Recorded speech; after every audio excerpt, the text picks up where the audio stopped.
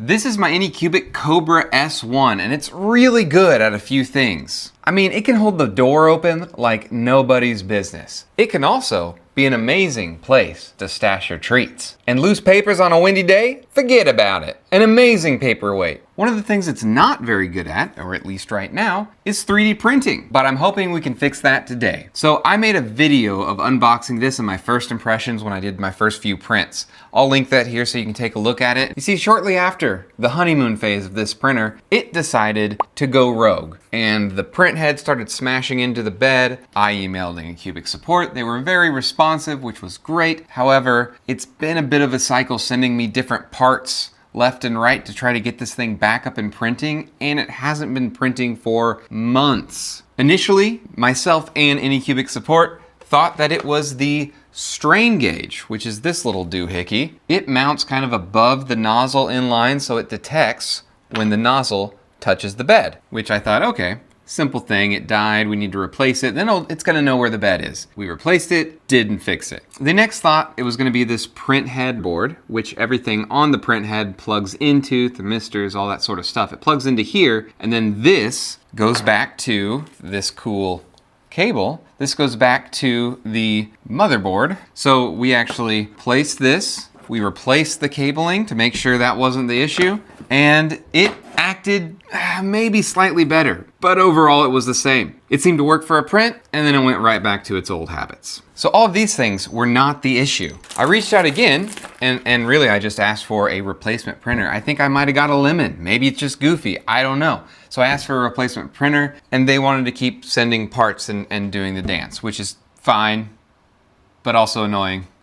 So they now have sent me a new strain gauge. Again, I guess just in case there was a bad batch, I don't know. And then they also have sent me a new motherboard for this thing. Let's put a new strain gauge and motherboard in this thing and see if we can get it back up and running. At the moment, if you asked me about going cheaper for the Anycubic versus like the P1S or the P2S now, I would say go for the P2S. Just based on my experience. It's a sample size of 1. However, it printed great when it worked, and now it doesn't. So let's get into it. First up, let's do the strain gauge, because I've done it, you know, more times than I want to, but it's pretty easy. So you just pull this guy's face off, which is fine, he's happy with it. Oh, I forgot to mention, I also tried a new nozzle, so a hardened nozzle, because the stock one I was thinking, okay, maybe it's the nozzles. It's not pushing up correctly onto the little strain gauge, which you can see right here, this little silver piece. And so I got a hardened nozzle online, it was the same thing. So the stock one was probably fine. This one will work with some more filaments. So to replace it, you first just have to, well, you can cut the filament if there's something there still, but then you can disconnect with this little lever, the nozzle, and get that out of the way. Next up are some Allens on the side. Let's get those removed. 3 screws later, this whole contraption is off. The heating block and the strain gauge connected to each other. So this is what the back of this looks like, and it's mounted back here, and this wire wraps around and plugs on in. So you just need to get to the back, follow the line, unplug it. To do that, you've got to take off these Allens here, here, and the same on the other side. So 4 total to get to the back and have access to the board. Just kind of wiggle it, pulls off. Pretty simple. You can wiggle it off. There's a little set peg on here. You just kind of have to wiggle this last little hole off of. Now that part's out, and you can kind of see, even in this shot, where it's plugged into. Just right at the bottom of that board, right there. Try not to pull from the wires, and it unclips. Now that this is out, we can remove the strain gauge, which is just a couple other Allens right there, put the new one on, and then just put it all back together. It's a pretty quick process. Let me get all 3 of my strain gauges for you to compare. So this was the original one that came with the printer. The new one, well, the second one looks very similar to it, as you can see, but it's got a weird little dimple here. The third one that they just sent me has that little dimple, but it also has another hole down at the bottom right. So that's interesting. So they do have some physical differences there. We got that all nice and snug, and let's put it back together. I really don't think the other one was bad, but since this actually looks a little different, it gives me maybe some hope that they fixed something. something. For the motherboard component, I have this turned on its side. This is the top, you can see with the screen. And I've got that top plexiglass taken off, or piece of plastic taken off, because it looks like right here is where the motherboard goes. Let's see what you see here. I can't see anything. I'm going by feel. All right, so there's a tiny Allen right there. Let's pull this off now. Is there another one? Kind of feels like it. Feels like it's stuck at this other end. Maybe it's just, okay, that does not feel right. And guys, when you unplug this, there is a little, this is probably the Wi-Fi antenna built into this plastic cover. So you do need to just pop that off the board. After you get the cover off, there's only 2 other screws to get, but one of them is very low and hard to access, really. Okay, something is up with this top corner. And I did actually look on the replacement guide. In theirs, they took off this top cover and the whole rest of it just fell off. In mine, there is a part of this that is not budging. There's another screw that they don't show on the video. I mean, and if you can get your head into this printer, you might have been able to see it. But yeah, they totally glossed over that in the video. So I actually snapped my piece of plastic. Boy, this little screw is annoying. Yeah, I'm thinking when I put the new one in, it needs 1 less screw. I mean, come on, it's not going anywhere. Or I guess 2 less screws, because I broke the other one. Okay, got it out. Wonderful. So there's a little black clip here that you can flick to the up position, which should disengage that ribbon cable. And now, I really just need to get off these white connectors. They have a little bit of schmooze, some of that red schmooze to keep them in place. There's one. That red stuff was holding tight. There's 2. The last little connector. So here's the old one with the red little schmoozies. And here's the new one. Looks very similar. I mean, they are a little bit different. Let me turn this around so you can see. They have the same version numbers on them. This does have some different printing on the PCB. Here's another difference. So these are both the same processor, I'm guessing. And then this down here, this other chip, this is a Silicon Go. And then over here, on the old one, it is not a Silicon Go. It's a 4C. So different chip. Everything else looks pretty similar. The new one actually doesn't have a header right here where the old one does to plug in who knows what. I don't know, everything else looks pretty good. Let's put this new one in. That's all back in now. I've got this set back up over by the exploding TARDIS now, so let's turn everything back on. And I've got a tablet here that is connected to my account so that you can see if there's an update or anything like that that it needs to do. It should show up here, and we can make sure not only do we have the latest hardware that we've been given, but we have the latest software. And I'm going to pick a model directly from their thingy here and just try to print it as a test. So here on the screen, it looks like it's basically like a new printer. We're setting it up for the first time. So I may actually need to reconnect it to my app and all that sort of stuff. So guys, I have another video where I set this up for the first time. If you wonder what all of these processes are, go check out that video. I'll try to link it in the description and things. I'm gonna skip through this and get you to the point you care about, which is, does it fix it? Oh, and look at that. Look at that skid mark on the build plate that the print head has made. Oh. And yeah, I know this is double-sided. The backside looks way worse than this. It really destroyed the backside. This side, at least, is just a little line. All right, guys, we've moved on to the auto leveling portion of the setup guide, so I figured it'd be good to bring you back in here because this is kind of the time where it used to fail sometimes. I mean, every once in a while it would make it past the auto leveling component and it would just start smashing its face into the bed after it started to print the model. Oh my gosh. It's the same thing. You see this? It's turning. It's trying to spin those screws to turn or raise the print bed, and it's doing this.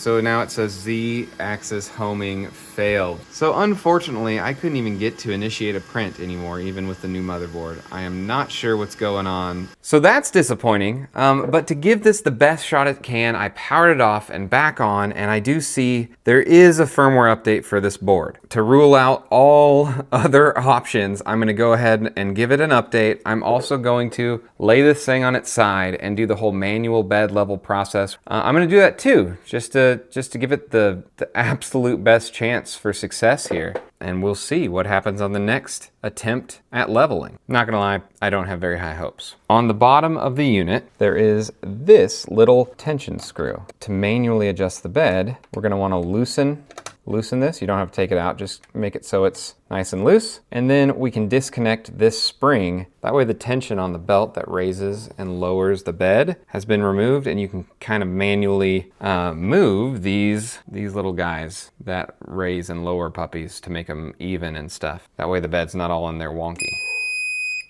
Ooh, it's done. Oh, it's mad. Please manually restart the device. Okay, so that's loosened. Let's use this, or maybe a smaller one. Pull the spring off. The spring is off. I'm just gonna let it hang there. Now I'm gonna be able to rotate this guy, bring it all the way to the bottom. While I rotate that on the side, you can raise and lower the bed. Okay, and now it seems like you got to roll these puppies manually from the inside. So I'm just pushing forward and rolling that, and as you can see, it brought down this corner of the bed. So if I do it the other way, other way, it lifts it up, and now we're kind of out of alignment. Roll it forwards, it pushes it all the way down. I'm gonna do that over here too. And now there's this back one back here, which I'm gonna also do. Now we are fully flattened up against the bottom. Back over here. Now let's reattach Mr. Springy Boy. There we go. That's good. Tighten this down. Now we've got nice tension on everything. And we're done under here, so let's turn it back upright. Calibration, input shaping, auto leveling. Let's just go straight to auto leveling. We'll hit OK. It's already making that fun sound. You hear it immediately make some of those horrible sounds, and it's starting to raise the hotbed back up. It obviously recognizes it. Oh, there we go again.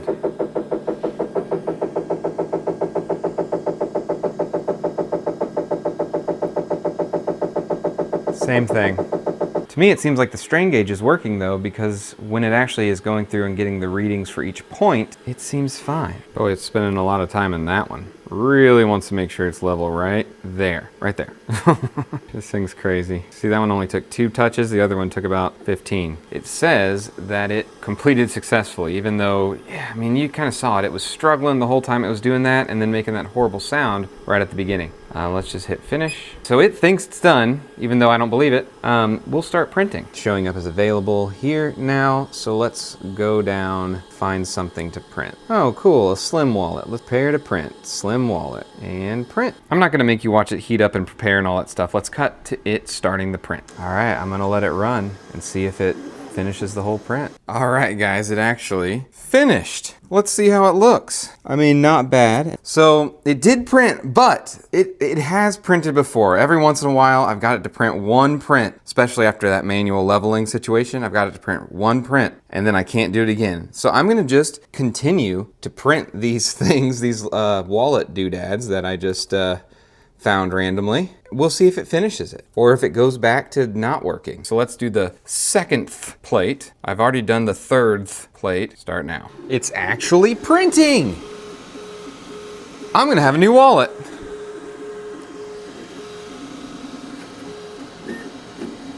Because I don't want to count those chickens, but it's looking good. It's happening.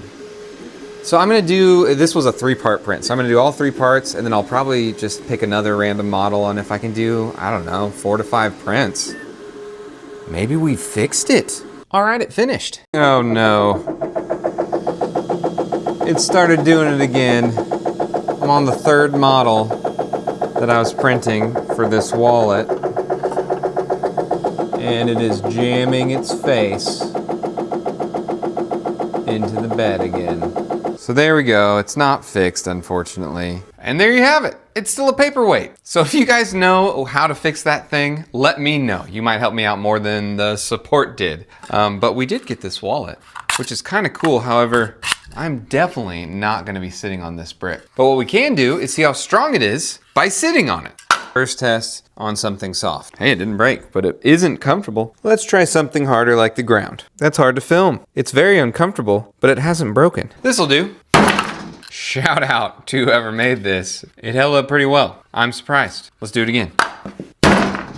Oh, you couldn't see it, so that means it needs another hit. I'm gonna break my table. It's still functional. The little slides are working and everything. Let's smash it. How about this? Aha, we buckled it. It held up though. I think sitting on it's gonna be fine unless you're like, you know, Wario. Did it. Success! This video is not sponsored by Ridge Wallet, although theirs probably holds up better. Look at that happy face. Bye!